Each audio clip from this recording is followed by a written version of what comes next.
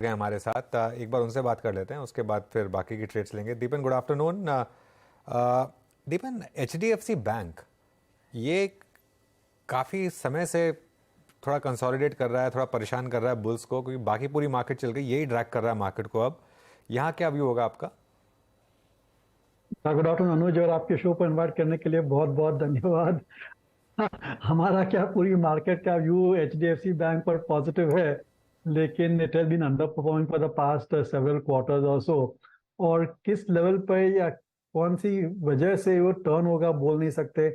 All we can say है कि valuations अच्छे है, मार्जिन ऑफ सेफ्टी है, इतनी बड़ी बैंक है, it's a well managed bank, अच्छा ट्रैक रिकॉर्ड है। मैनेजमेंट की टारगेट रहती है कि in 4 years they want to double the loan book, मैंने they are targeting 18% credit growth. अगर 18% क्रेडिट ग्रोथ आती है तो you can easily expect minimum 15-16% type of a bottom line growth rate. और अगर उनकी जो वैल्यूएशन मल्टीपल्स है वो एक्सपैंड नहीं भी होते हैं तो भी आपको अगले 3-4 साल में 15-16% के रिटर्न मिलने चाहिए एचडीएफसी बैंक में।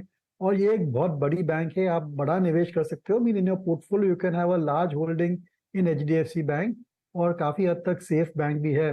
सो फ्रॉम ऑल पैरामीटर्स कुछ भी एनालिसिस करेंगे तो आपको एचडीएफसी बैंक पॉजिटिव ही दिखेगा, but price action is something which you have no control. अच्छा, देखिए, अब लॉरस लैब्स लेकर आइए, और इसीलिए मैं कह रहा था कि अब सेल नहीं मत करना यहाँ पर हजता, क्योंकि ये देखिए अब ग्रीन में आ गया स्टॉक। सुबह से सबको पता था कि यहाँ नंबर ख़राब आएंगे, और सब ऑलमोस्ट सिस्टम में डाल के बैठे थे शॉर्ट करके कि लोअर लेवल पे हम कवर कर लेंगे, और एग्जैक्टली वही हो रहा है। आप सब कवरिंग कर रहे हैं, और इन्होंने अपना आउटलुक जो है वो रिटेन किया है, जो अपना सेल्स का आउटलुक है वो रिटेन किया है, और उसकी वजह से स्टॉक में जो है रिकवरी आई है। क्योंकि नंबर्स भले ही ख़राब रहे हों, लेकिन मार्केट को पता था। और अगर आप देखें तो स्टॉक में ये ऑलमोस्ट बॉटम का भाव, बॉटम तो खैर 290 का था, लेकिन कोई बहुत ज़्यादा नहीं चला ये स्टॉक का। इसकी वजह से लोअर लेवल से इस तरीके की रिकवरी आई यहाँ पर। एक तो सेल्स आउटलुक इन्होंने मेंटेन किया है, 1,000 करोड़ का खर्च जो कैपेक्स में करने वाले हैं वो मेंटेन किया है, जो कॉन्ट्रैक्ट डेवलपमेंट एंड मैन्युफैक्चरिंग वाले यूनिट पर खर्च होना था करीब $100 मिलियन का, वो भी दरअसल रिटेन किया है। और यही वो विजिबिलिटी जो FY24 के लिए कंपनी साफ देख रही है, उसके मद्देनजर स्टॉक में रिकवरी आती हुई दिखाई दी। तो यही सबसे इंपॉर्टेंट आज का सेक्टर बना है Deepan, as luck would have it, pharma counters. और मुझे याद है पिछली बारी जब हम आपके से बात कर रहे थे तो यूड मेंशन कि कुछ कुछ फार्मा कंपनियों में अब वैल्यूएशंस ऑफ कोर्स इंटरेस्टिंग दिख रहे हैं, और शायद यूएस प्राइसिंग भी टर्न अराउंड होती हुई दिखाई देगी, जो विजिबल है आज डॉक्टर रेड्डीज और सिप्ला की कमेंट्री में। Will U double down on this sector? Yeah, good afternoon, Akshata. No, I don't think I want to double down. But first, the disclosure, we are got holding in both these companies. So I think we are enjoying this up move. और pharma की खास बात यह है कि I think it is slightly under own sector. और पिछले 2-3 तिमाही से नंबर्स अच्छे आ रहे हैं, और ये तिमाही के नंबर्स तो ये दो कंपनी के लिए बहुत ही बड़े आ चुके हैं, पार्टली बिकॉज ऑफ दैट रेवलिमिड जो एक जेनरिक है जहां पर उनको एक्सक्लूसिविटी मिली है, उसकी वजह से we are seeing this kind of numbers, और बेस इफेक्ट का भी फायदा मिल रहा है ये दो कंपनियों के लिए। But only 2 or 3 pharma company, large pharma company come with results.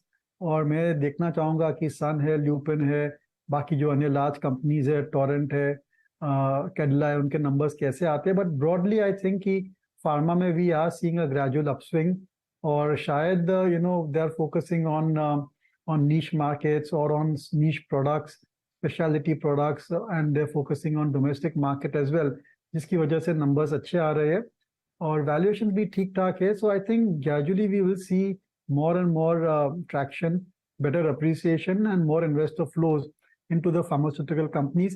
ये सभी कंपनियां have been a bit of underperform for the last several years or so, and in a way they are just playing catch up. Okay Deepan ji, good afternoon. Virendra बोल रहे studio से। ये MNM आपके portfolio में है क्या, और अगर है तो व्यू, और नहीं भी है तो भी सर आपका सेंस क्या कहता है? एमएनएम ने जो ये आरबीएल बिग स्टेक बाय किया है और इंटेंशन है फॉर गोइंग टुवर्ड्स 10%, बाजार इसको अच्छे तरीके से कतई भी ट्रीट नहीं कर रहा है। इस फॉल पर आपकी राय, और अगर आपके पोर्टफोलियो में है तो आपका व्यू क्या है इस पर? या गुड आफ्टरनून वीरेंद्र। देखिए, we are share holders of M&M, और ये एक डिसअपॉइंटिंग न्यूज़ है फ्रॉम पॉइंट ऑफ व्यू कि उनकी जो स्ट्रैटेजी थी was to invest in to have better return on capital employed, और ये उनकी जो स्ट्रैटेजी है वो समझ नहीं पा रहे हम। I would have thought कि अगर stake खरीदना ही है तो M&M Finance could look at buying the stake. There could be some synergies over there. But खुद M&M को खरीदने की क्या जरूरत है? I don't know. But I can tell you one thing that if they hold 10% of RBL Bank for next 3-4 years or so, जिस हिसाब से rally चल रही है banks में, they will get a very good return on their investments. But then, we want to buy M&M as an automobile company, not from point of view of a holding company or a mutual fund. So from that point of view, there is some disappointment. I'm sure management आके clarify करेगी कि उनकी strategy क्या है in buying RBL. And if the market gives it a thumbs down, ऐसा कुछ commitment नहीं है that they have to go to 10%. They can remain at these levels only. And who knows, they could get a nice portfolio return also on the holdings which they have got. RBL bank के नतीजे आप देखेंगे पिछले 2 तिमाही से काफी अच्छे आए हैं. जो भी मैनेजमेंट इश्यूज थे, दे आर नाउ मोर और लेस रिजॉल्व्ड. और पहले जैसी मतलब ग्रोथ रेट्स नहीं है, फिर भी I think they are doing as per industry standards और they have definitely tighten their lending standards. बिल्कुल. वैसे लॉरस अब डे हाई पर आ गया है तो काफ़ी शानदार इंट्राडे में रिकवरी यहाँ पर. दीपन, कोलगेट ट्रैक किया है क्या आपने? आज बहुत शानदार मूव्स बहुत समय के बाद इस स्टॉक में देखे हमने. अनुज, कोलगेट तो तभी से ट्रैक कर रहे हैं जब से मार्केट में एंटर हुए हैं. हाँ. और unfortunately it was one of the bluest of blue chip in the 80s and the 90s. And क्योंकि वो नए प्रोडक्ट्स लॉन्च नहीं करती है, they are in a very mature category. A lot of analysts and investors lost interest in Colgate. And I think they are stuck to their knitting. यही toothpaste बनाते रहते हैं, 2-3 और प्रोडक्ट्स भी है. और साइक्लिकली कहे या फिर आई थिंक बेस इफेक्ट कहे, we are seeing good numbers coming from Colgate. Raw material prices भी घटे हुए हैं और other raw material to sales ratio वो इम्प्रूव हो चुका है कंपनी के लिए. So we are seeing this upswing.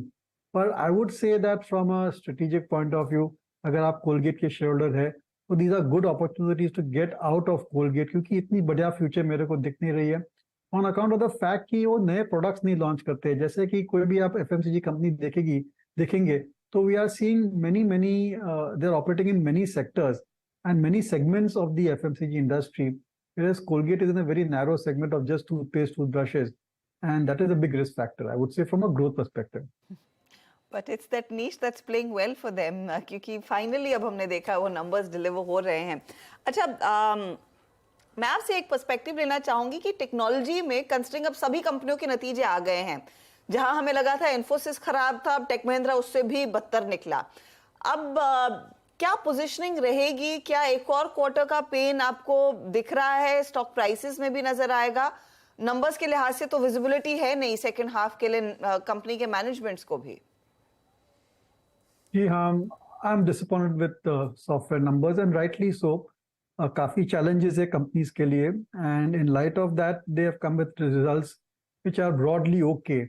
लेकिन आगे चलते भी विजिबिलिटी नहीं दिख रही है. I think next 2-3 quarters will remain challenging for the software industry. और मैं पूरा स्पेक्ट्रम देखता हूँ, पूरी मार्केट देखता हूँ, तो मेरे को लग रहा है कि शायद there are better opportunities in banking, auto, capital goods, real estate, hospitality, transportation. So there are so many sectors which are doing very well. आप फार्मा डिस्कस किया आपने. I think I'm certainly going to look at more and more pharma companies. So आपके पास इतना बढ़िया choice है, then I wouldn't want to look at software जहाँ पर इतनी ज़्यादा अनसर्टनिटी है. और ऐसा भी नहीं है कि software companies are available at a very huge discount और वेरी अट्रैक्टिव वैल्यूएशन. जो अच्छी कंपनियां हैं मिड कैप में, जैसे कि परसिस्टेंट है, कोफॉर्ज है, KPIT, they are still quite expensive. So avoid from our perspective. Okay Deepan ji, अभी हाल फिलहाल में आईपीओ मार्केट में भी काफ़ी वाइब्रेंसी रही है. लिस्टिंग गेंस काफ़ी अच्छे खासे मिल रहे हैं. रीसेंट टाइम में कोई ऐसी कंपनी जिसको आप लोगों ने चेस किया? और मेरा अल्टीमेटली प्रश्न ये है, अभी हॉस्पिटल स्पेस में बहुत अच्छा पैसा बना है. Look at global health. मेरे ख्याल से आज से 20 दिन पहले इस कंपनी की मैनेजमेंट हमारे साथ थी और मेरे ख्याल से कैंसर हॉस्पिटल उन्होंने बाय किया है. Apollo at all time high, Global Health at all time high, Max अच्छा करता हुआ. We have opportunity in primary market Yatharth hospital. इस स्पेस पे आपका व्यू क्या है इस वक्त? So at this point, Vendor, we don't look at IPO at this point of time क्योंकि from a HNI perspective कुछ खास allocation मिलता नहीं है. और लिस्टिंग के बाद valuation does go out of whack with what the actual other peer group companies are listed. The best time is जो नई कंपनी आ रही है. I think 1 साल के बाद अगर आप देखेंगे तो I think it's a better strategy. 3-4 quarter के नंबर्स आ चुके होंगे, इन्वेस्टर कम्युनिकेशन इंप्रूव हो चुका होगा. From that point of view, I prefer to buy a company after 1 year after its listing and not on listing per se. So I don't have much of a knowledge about these companies, but yes, you're right. Hospital companies have done very well, right from Apollo to Narayan, Fortis. All of these companies have reported, Max Health have reported very good numbers. And these are secular growth stories क्योंकि जिस हिसाब से India की demographics है, जिस हिसाब से spending power बढ़ रही है, more and more money is going to go into elective surgeries, जहाँ पर ये हॉस्पिटल कंपनीज का सबसे ज्यादा प्रॉफिट मार्जिन रहता है. So very positive on hospital companies और सभी कंपनियों have done I think reasonably well in terms of managing their balance sheet and growing in a very responsible manner, if I may say. मैंने एक hospital setup करेंगे तो जब तक वो पूरी की पूरी कैपेसिटी बढ़ नहीं जाती है, you don't go on to another project. So I think they've been very responsible और जो उनका फोकस है कैपिटल एम्प्लॉयड पर, वो I think that is worth noteworthy at this point of time. बिल्कुल. अच्छा, एसीसी के नंबर्स आए हैं. नंबर्स खैर स्ट्रीट एस्टिमेट से बेटर हैं. थोड़ा कुछ बस था मार्केट में वैसे कि अच्छे नंबर्स आएंगे शायद, तो इसके लिए स्टॉक ठीक है 1% ऊपर है, लेकिन नंबर्स अच्छे हैं यहाँ पर. दीपन, रिलायंस पर क्या व्यू होगा आप, क्योंकि एक बड़ी रैली आई रिलायंस में और डीमर्जर के रिकॉर्ड डेट से पहले, लेकिन अब पिछले 3-4 दिन में ये स्टॉक थोड़ा थका है. Yeah, no, I think it's more to do with the results of the company. थोड़े disappointed है investors because of course, the oil to chemical business has reported negative growth rates. और जो Jio platforms है और Jio telecom है, they're also I think street expectation was slightly higher. But I think it's a good investment and gradually I think जैसे cycle turn होगी oil to chemicals के लिए, petrochemicals और refineries के लिए, this company should start to report better numbers as well. और जैसे मैंने कई बार कहा, I think the key factor to watch out in Reliance Industries is the demerger, if at all, that is going to take place in the Reliance Retail as well as Jio platforms and Jio Telecom. So let us see how that actually plays out.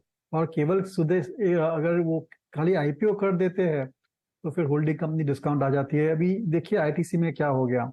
ITC hotels के पीछे हम लोग कितना expectation थे कि they will spin it off and give us shares of ITC hotels, but the company is retaining 40% of the stake with themselves. So that has certainly reduced the investor enthusiasm in ITC. And although on good numbers, I think ITC did correct when this news came through. So जो investor है, they want nice clean businesses. They know what they are investing in.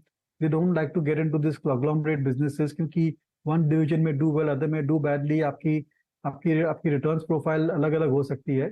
इसकी वजह से people prefer single line businesses, and that I think time has come for Reliance to give thought to this particular aspect of their structure of the businesses. बहुत बहुत शुक्रिया दीपन, हमारे साथ आज